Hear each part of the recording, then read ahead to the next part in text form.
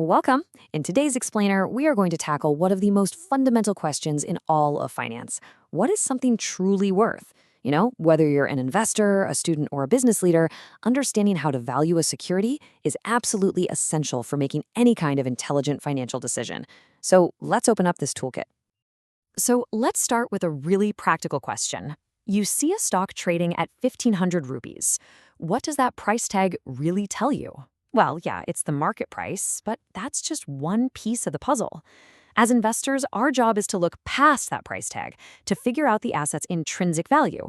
And that gap, the space between the market price and its real value, that's where all the opportunity or the risk is hiding. At its very heart, valuation is just the process of estimating what something is really worth.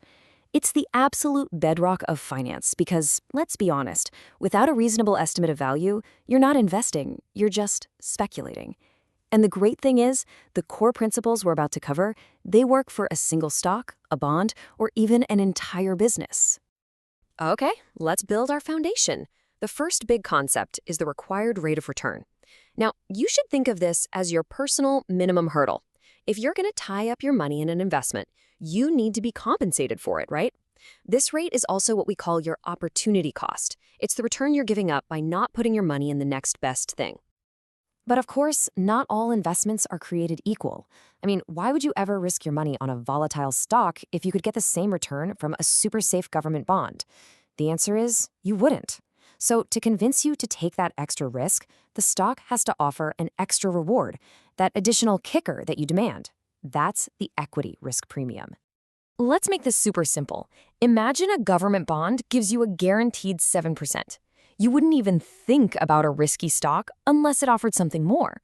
So if that stock's potential return is, say, 15%, then that 8% difference is your compensation for taking on the uncertainty of the stock market. It's a simple idea, but trust me, it's incredibly powerful. All right, so these concepts are all building towards the single most important idea in all of finance, the time value of money. It's simple. A rupee today is worth more than a rupee promised a year from now. Why? Well, because you can invest it. So how do we compare money across different points in time? For that, we need a special tool. And that tool is the discount rate. This is our master key. It's the rate we use to pull all those expected future cash flows back to what they're worth today. And you'll notice how it's built right from the concepts we just covered. It starts with that risk-free rate, and then it adds a risk premium that's tailored to that specific investment. Probably the easiest way to think about the discount rate is like a time machine for money. It lets us take all those payments you expect to get in the future, dividends from a stock, coupons from a bond, and it instantly translates them into a single number, what they're all worth in your pocket, right here, right now. Okay, with our core concepts down, let's open up our toolkit for valuing stocks. And I'll tell you right now, there's no single one-size-fits-all method. Different companies at different stages of their life cycle, well, they require different tools, or maybe different lenses to see their value clearly. We've got three main approaches. First, you can just look at the dividends, the actual cash paid directly to shareholders. This works great for mature, stable companies. Then you could also look at earnings, the company's overall profitability. But the most versatile tool, the one that often tells the truest story, is free cash flow. That's because it measures the actual cash the company generates after everything is paid for. It really is the purest measure of financial health. And this really gets to the heart of why cash flow is king. Think about it. A company can play games with its reported earnings, right? Or it could choose not to pay a dividend, even if it's perfectly healthy. But free cash flow, that is much, much harder to fake. It tells you the true financial horsepower of the business, the actual cash left over to pay everyone. Now let's switch gears and open a different toolkit, the one for valuing bonds. So if stocks are like ownership stakes with pretty uncertain futures, bonds are much simpler. At their core, they are just loans. You lend money, you get promised interest payments back, and then you get your principal back at the very end. So their valuation is a lot more direct. And here's the process. It's this beautifully logical three-step dance.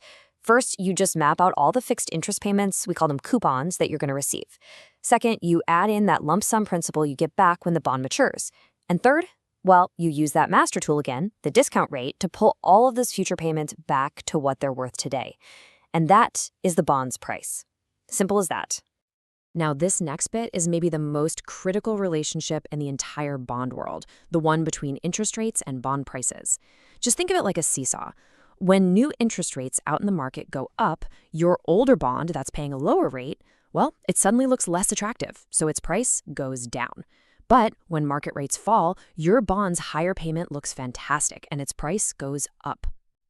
So, as we start to wrap up here, it's really crucial to understand that valuation isn't just about plugging numbers into a formula.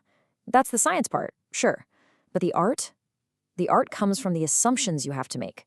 Assumptions about future growth, about risk, about the entire industry. The model gives you a number, but it's your judgment that gives that number meaning. So, here are the essentials from our toolkit today. At the end of the day, valuation is a disciplined search for that intrinsic value. It's a constant balancing act between risk and reward.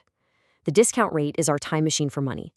And we have specific tools for stocks and bonds, but they're all aimed at one single thing, enabling intelligent, informed decisions.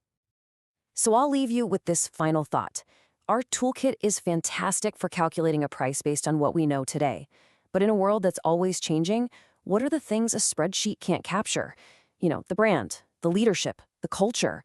What truly determines an asset's ability to create value for decades to come? Answering that, well, that's where the art of investing really begins.